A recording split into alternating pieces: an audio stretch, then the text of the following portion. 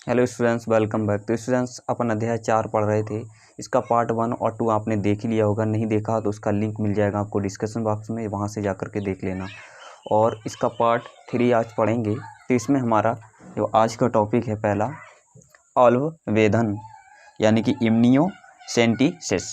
इम्नियोसेंटिसिस तो अववेधन क्या होता है? एक ऐसी प्रक्रिया है जिसके द्वारा गर्भ में पल रहे शिशु की आनुवंशिक स्थिति के बारे में पता लगाया जाता है। यानी कि जो बच्चा अपने माँ के गर्भ में पल रहा है उसकी आनुवंशिक स्थिति कैसी है उसके बारे में पता लगाया जाता है। यहाँ तक कि ये भी पता लगाया जा सकता है कि वो नर है या मादा है, लड़की है या लड़का है, या उसमें कोई रोग तो नहीं है। ठीक है, जैसे शिशु को कोई आनुवंशिक रोग तो नहीं है। शिशु के लिंग का भी पता लगाया जा सकता है या पता लगा सकते हैं।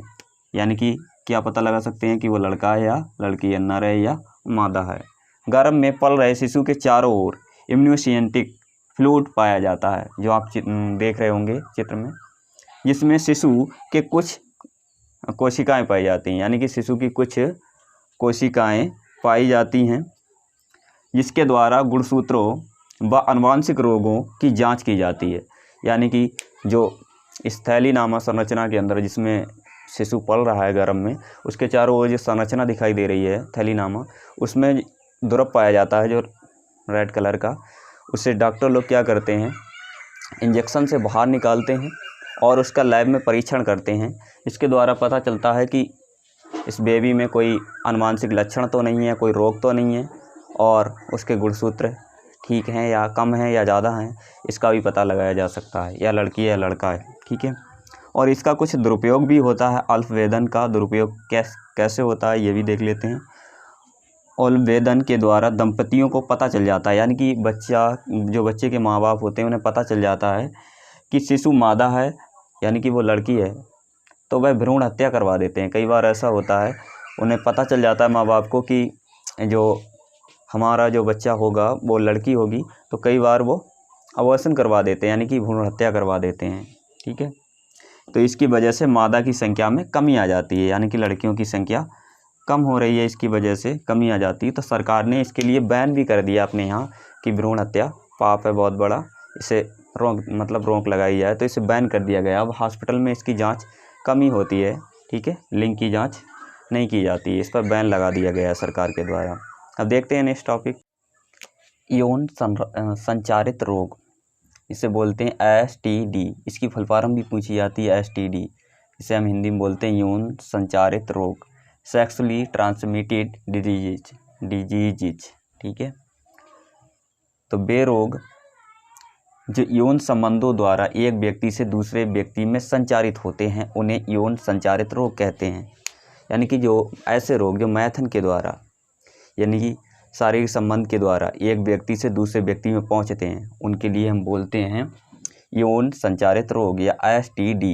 ठीक है, तो ये दो तरह से फैलते हैं, जीवाणु द्वारा और विषाणु द्वारा। पहले हम देखते हैं जीवाणु द्वारा यौन संचारित रोग यानी कि STD।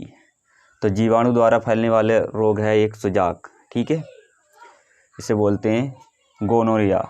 यह रोग संक्रामक नर या मादा के साथ शारीरिक संबंध, यहाँ 7 शब्द और बढ़ा लेते हैं, शारीरिक संबंधों से फैलता है।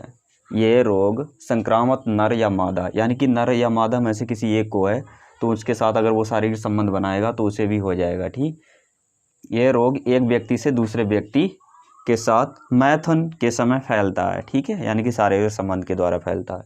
इसका कारक है, यानी कि जो जीवाणु है नेसेरिया गोनोरियाई, ये जीवाणु है, इसके द्वारा ये फैलता है। ठीक है, तो इसका ये कारक है, तो इसे अच्छे से याद कर लेना। इस रोग मतलब जो सुजाक रोग है वो किस जीवाणु के द्वारा फैलता है, तो जीवाणु का नाम भी याद होना चाहिए आपको। इसका लक्षण है मूत्र मार्ग में जलन व सूजन, पेनिस के सिरे पर पीले रंग हरे रंग का विसर्जन, जैसा आप देख रहे हैं। दूसरा हमारा है सिफिलिस। सिफिलिस रोग भी एक ये जीवाणु द्वारा फैलने वाला रोग है। ठीक है, और इसका कारक है ट्रेपोनेमा पेलिडम नाम का जो जीवाणु है, इसके द्वारा ये फैलता है। ठीक है, ये एक जीवाणु है तो ये भी जीवाणु के द्वारा ही फैलने वाला रोग है। इसके लक्षण हैं तो इस जीवाणु का नाम आप याद रखेंगे।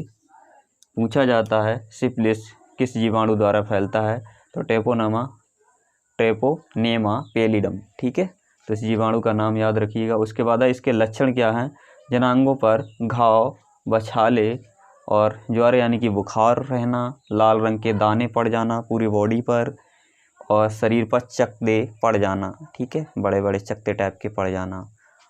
नेक्स्ट, विषाणु द्वारा STD यानी कि विषाणु के द्वारा यौन संचारित रोग। तो इसमें हमारा एड्स। ठीक है, तो एड्स की फुल फॉर्म भी पूछ लेता है कभी कभी। तो एड्स को मतलब इसकी फुल फॉर्म है, ए से हो गया एक्वायर्ड, आई यानी कि इम्यूनो, डी का मतलब है डिफरेंसी और एस का मतलब है सिंड्रोम। ठीक है, तो इसकी एड्स की ये फुल फॉर्म है। इसके लिए जिम्मेदार होता है HIV वायरस। ठीक है, तो इस वायरस के द्वारा, इस विषाणु के द्वारा ये रोग फैलता है HIV। तो इसकी भी फुल फॉर्म पूछता है HIV की, तो ह्यूमन इम्यूनो डिफिशिएंसी वायरस। इसके लिए ये कारक होता है, इसका कारक एड्स रोग का कारक है। ठीक है, ह्यूमन इम्यूनो डिफिशिएंसी वायरस। ठीक है, तो ये विषाणु शरीर के प्रतिरक्षण संस्थान को निष्क्रिय कर देता है, जिसके कारण शरीर में कोई भी रोग सरलता से हो जाता है। ठीक है, HBI जो वायरस है वो हमारे शरीर की रोग यानी इम्यूनिटी पावर को ख़त्म कर देता है, यानी कि हमारे शरीर के अंदर रोगों से लड़ने की एक शक्ति पाई जाती है, क्षमता पाई जाती है। यानी कोई रोग होने से पहले हमारे अंदर एक क्षमता होती है, इम्यूनिटी पावर, वो रोगों से लड़ती है। और HBI वायरस जो है, HIV वायरस जब हमारे शरीर के अंदर फैल जाता है तो हमारी रोगों से लड़ने की शक्ति कम हो जाती है, यानी कोई भी रोग हमें सरलता से लग सकता है। ठीक है, उसके बाद है अगला रोग जेनिटल हर्पीज। ठीक है, ये सिंप्लेक्स वायरस द्वारा होता है। इसका कारक है टाइप 2 हर्पीज सिंप्लेक्स वायरस। ठीक है, इसके लक्षण हैं पुरुषों के पेनिस में दर्द होता है, स्त्रियों की योनि में छाले बन जाते हैं और दर्द होता है। देखते हैं नेक्स्ट। अब विषाणु द्वारा अगला रोग है जनांगों पर मस्से, जेनिटल वार्ड। ये मतलब इसका कारक है HPV वायरस। ठीक है, ह्यूमन पैपिलोमा वायरस। इस रोग के संक्रमण से स्त्रियों में मस्से निकल आते हैं। ठीक है, उसके बाद हमारा हेपेटाइटिस B, ये भी विषाणु द्वारा फैलने वाला रोग है।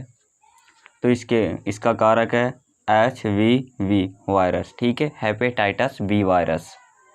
तो ये भी है, इसका मतलब है B वायरस का ही नाम है इसमें। ठीक है, हेपेटाइटिस B वायरस के द्वारा ये फैलने वाला रोग है। इसके लक्षण हैं ज्वार, पेट में दर्द, जीभ मचलाना। ठीक है, अब इनसे बचने के उपाय, यौन संचारित रोगों के संक्रमण से बचने के उपाय।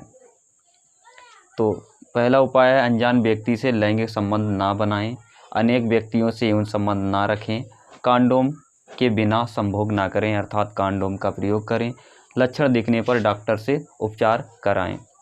तो आई होप आपको ये वीडियो पसंद आया होगा। पसंद आया तो लाइक करें और अपने सभी दोस्तों के साथ शेयर कर दें। और साथ ही अगर कोई दिक्कत आ रही हो कोई चीज़ समझने में तो कमेंट करना बिल्कुल ना भूलें।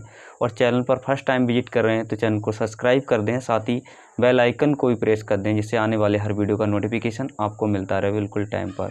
तो गाइस धन्यवाद।